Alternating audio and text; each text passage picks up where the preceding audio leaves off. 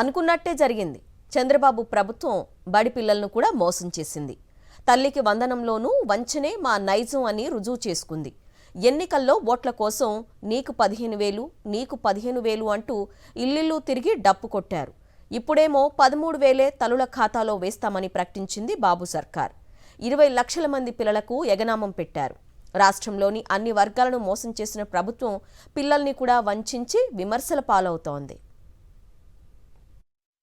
తల్లికి వందనం కింద సంవత్సరానికి ప్రతి ఒక్క బిడ్డకి 15,000 రూపాయలు ఇచ్చే బాధ్యత నాది.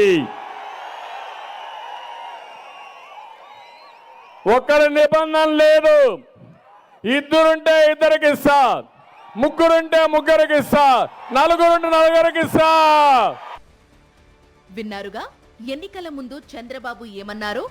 ఇంట్లో ఎంతమంది ఉంటే అంతమందికి తల్లికి వందనం ఇస్తామని హామీ ఇచ్చారు. కానీ ఇప్పుడు ఈ హామీ అమల్లోనూ చంద్రబాబు ప్రభుత్వం సూపర్ మోసం చేస్తోంది.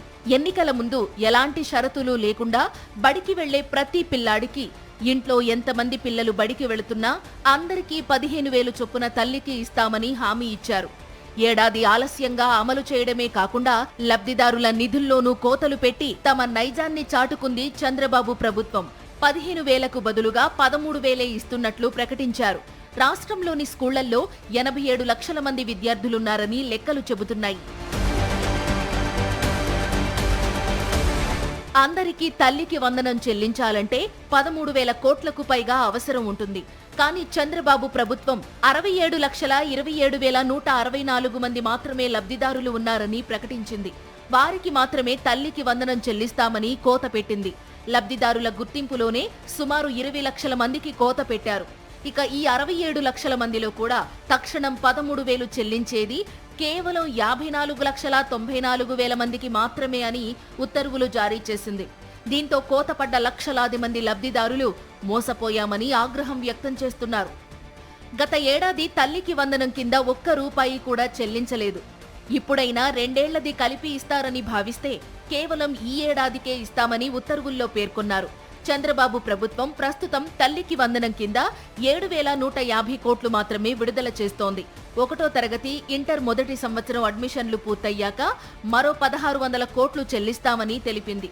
గతంలో వైఎస్ జగన్ ప్రభుత్వం అమ్మఒడి పథకానికి నిబంధనలు విధించినందుకు సైకో అంటూ విమర్శించిన నారా లోకేష్ ఇప్పుడు తల్లికి వందనం పథకానికి కూడా అవే నిబంధనలు పెట్టారు. ఇప్పుడు సైకో ఎవరు అంటూ నెటిజన్లు మంత్రి లోకేష్ ను ప్రశ్నిస్తున్నారు. గతంలో 1,000 రూపాయల చొప్పున పాఠశాల నిర్వహణ కోసం కేటాయిస్తే నారా లోకేష్ నోటికొచ్చినట్టు విమర్శిస్తూ ట్వీట్లు చేశారు. ఇప్పుడు ఏకంగా తల్లికి వందనం నిధుల్లో 2,000 కోత పెట్టారు. గతంలో 300 యూనిట్ల విద్యుత్ వినియోగం మించరాదన్న నిబంధన, విద్యార్థులకు 75% హాజరు నిబంధనపై లోకేష్ అడ్డగోలు విమర్శలు చేశారు. ఇప్పుడు అవే నిబంధనలు విధించారు. నాడు వైఎస్ జగన్ ప్రభుత్వంలో అమలు చేసిన తీరును, ఇప్పుడు లోకేష్ విధించిన నిబంధనలు, విడుదల చేసిన నిధులు, లబ్ధిదారుల కోతపై నెటిజన్లు మంత్రి నారా లోకేష్ పై విమర్శలతో దాడి చేస్తున్నారు.